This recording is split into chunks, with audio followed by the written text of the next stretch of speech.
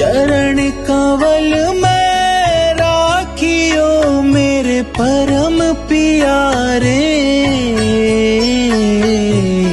आठों पहर लिपटा रहूं मेरे तुम ही सहारे। आठों पहर लिपटा रहूं मेरे तुम ही सहारे।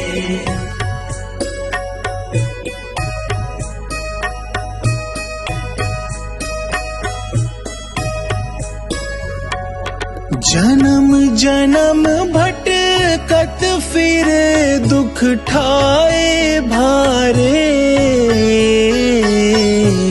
शरण मिली जब आपके मिल गए सुख सारे। शरण मिली जब आपके मिल गए सुख सारे। चरण कवल में राखियो मेरे परम प्यारे। आठों पहर लिपटा रहूं मेरे तुम ही सहारे।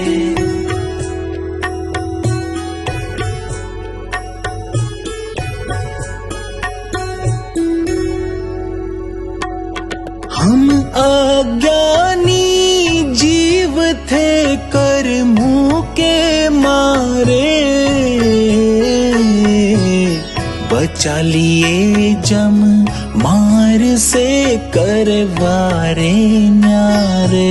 बचा लिए जम मार से करवारे न्यारे। चरण कवल में राखियो मेरे परम प्यारे। आठों पहर लिपटा रहूं मेरे तुम ही सहारे।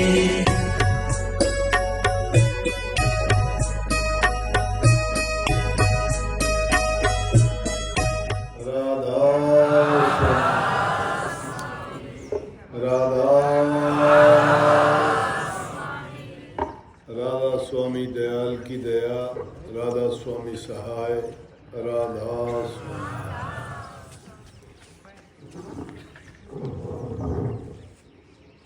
प्यारे सत्संगी भाइयों बहनों, काफ़ी दिन से इंतज़ार था इनको स्कूल का। बार बार बड़ा आग्रह किया जी कि स्कूल में आओ, ज़रूर आओ। आपको पता है आश्रम ज़्यादा हो गए, संगत बहुत ज़्यादा बढ़ गई।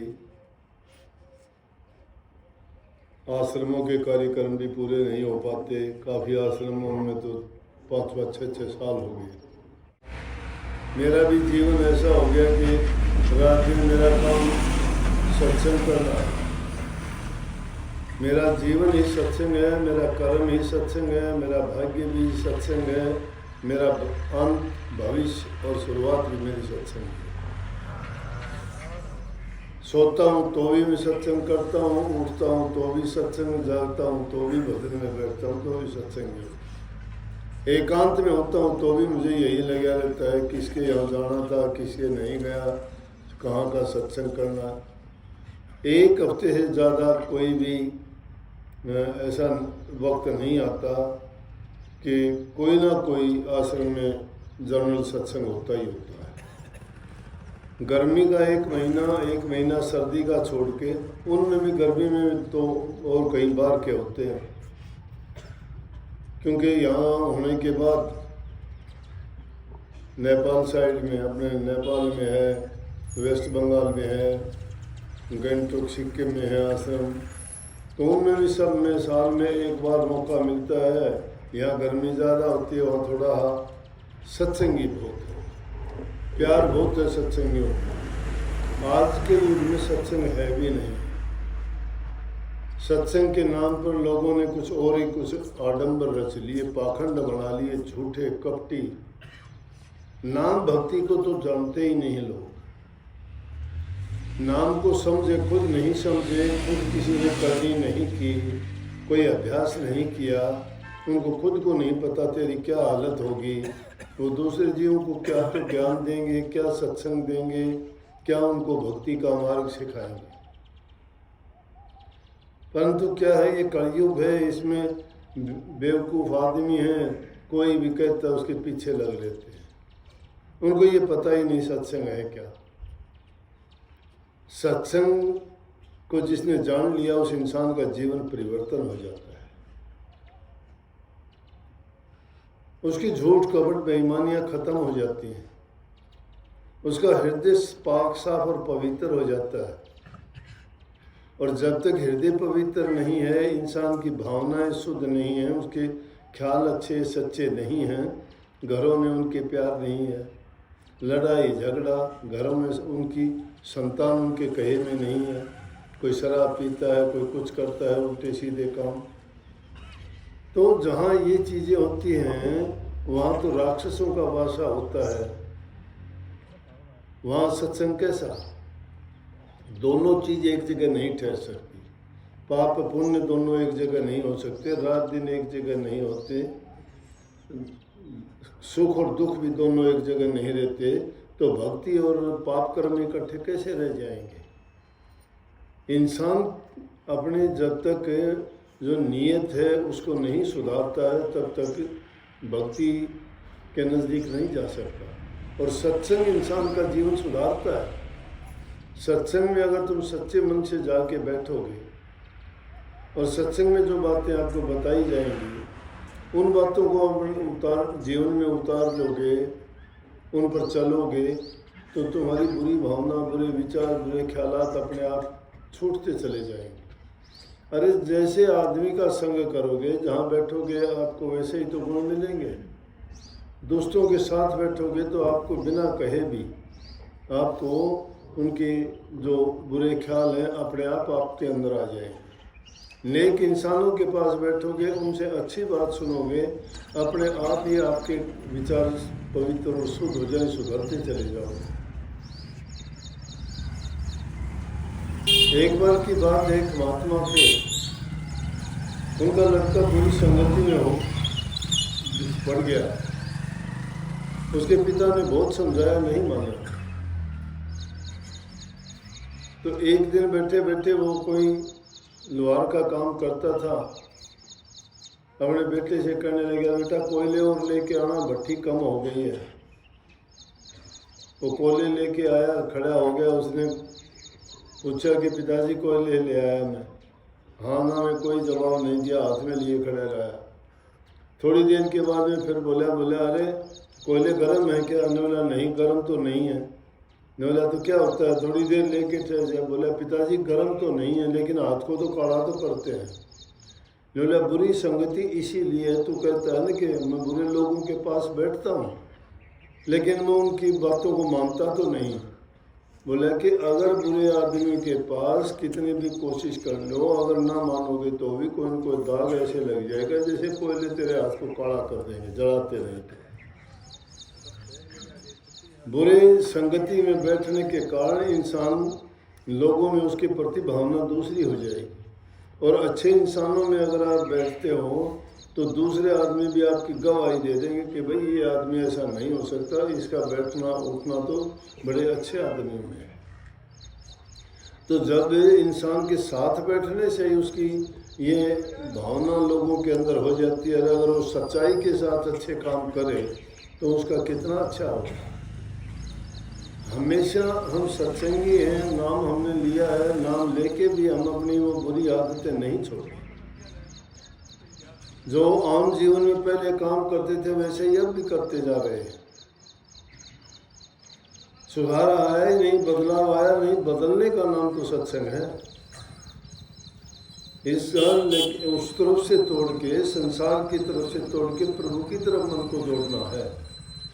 दुनियादारी में अगर फंसे रहेंगे, दुनियादारी की बातों को ही अगर हम अपने जीवन में रखेंगे तो फिर भक्ति के रास्ते पर कैसे चल पाएंगे। परंतु सत्संग इंसान को दोनों राह चला देता है, दोनों साथ साथ। घर गृहस्थी और सामाजिक जीवन भी उसका अच्छा गुजरेगा और उसके साथ साथ भक्ति कर सकता है। घर गृहस्थी ही भक्ति कर सकता है। अगर सच्चे मन से वो करता है तो एक दूसरे की सहायता करता है, समाज में रह के अच्छे काम करता है, दीन गरीब दुखिया की मदद करता है। इसीलिए संतों ने बताया कि नाम भक्ति, गुरु भक्ति के साथ साथ सेवा भक्ति सबसे उत्तम चीज़ है। जो इंसान सेवा करता है उसके हृदय में दया आती है, और जिसके हृदय में दया होती है उसके हृदय में प्रेम भी होता है। जो प्रेम करता है वही भक्ति कर सकता है, इसलिए भक्ति का नाम प्रेम भक्ति कहा गया है। प्रेम जब हृदय में होगा आदमी के तो बुराई नहीं ठहरती है वहाँ। जिस प्रकार से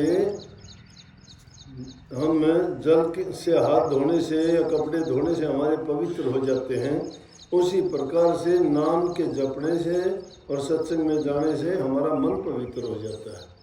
और मन पवित्र जब होगा तो उसमें शुभ भावनाएं पैदा होंगी। जब मन हमारा सच्चा है तो उसमें बुराई नहीं ठहर सकती, लेकिन बुराई हमने खुद नहीं ही अपना ली, उनको छोड़ना ही नहीं चाहते हैं। तो क्या कहाँ सत्संग, कहाँ नाम, कहाँ भक्ति।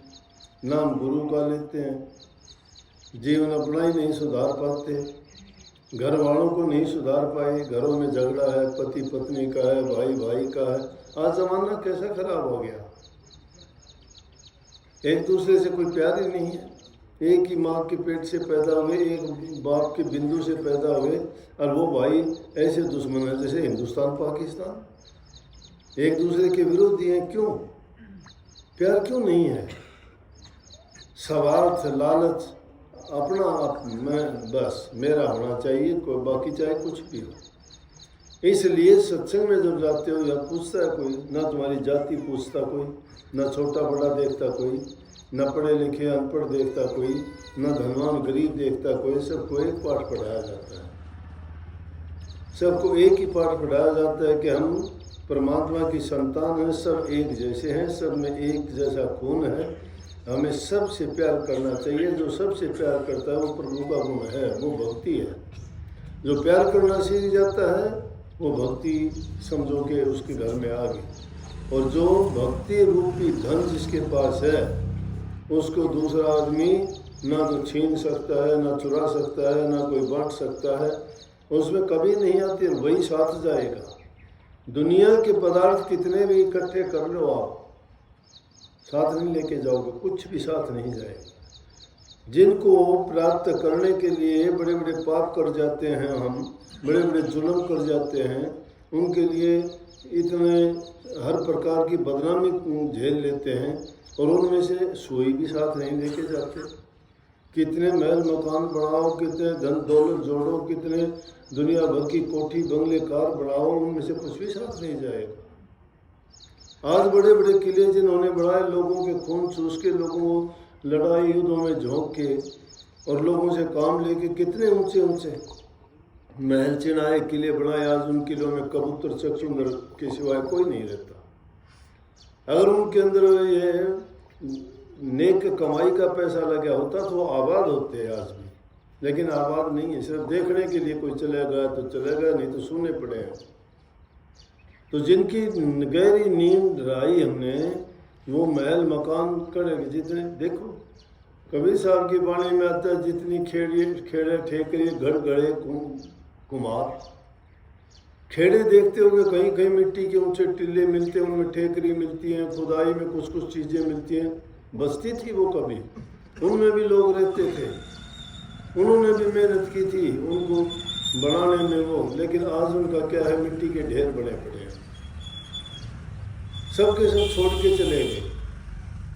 तो यहाँ कोई भी चीज़ सथाई नहीं, कोई भी साथ जाने वाली नहीं, साथ जाने वाली एक ही है, भक्ति। वो तुम्हारे साथ जाएगी, उसको कोई ना छीन सकता, ना रोक सकता, ना कोई बटा सकता है। तो जो साथ जाने वाली चीज़ है वो हमें उसके लिए प्रयास करना चाहिए। दुनिया में रह के हमें प्यार करना चाहिए, नाम का जाप सुमन भजन करना चाहिए, अभ्यास करना चाहिए, लाख काम छोड़ के भी भजन करना चाहिए। और संतों ने तो ये इस गृहस्थी के लिए ही इतना सस्ता रास्ता बता दिया कि हाथों से काम करो और मन में प्रभु की भक्ति का नाम जपो, दोनों काम साथ साथ चलेंगे। पच पच सभी बैठ रहे थके पच पच हारे। काम क्रोध मद लोभ गए सुन वचन तुम्हारे। काम क्रोध मद लोभ गए सुन वचन तुम्हारे। चरण कमल में राखियो मेरे परम प्यारे।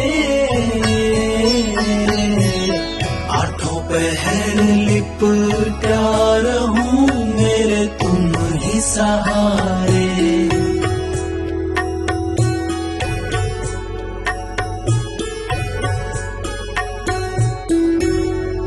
सतगुरु तारा चंद कह समझ कवर सुन कान लगा रे। निर्भय खेलो जगत में सब भरम भगारे। निर्भय खेलो जगत में सब भरम भगारे। चरण कमल में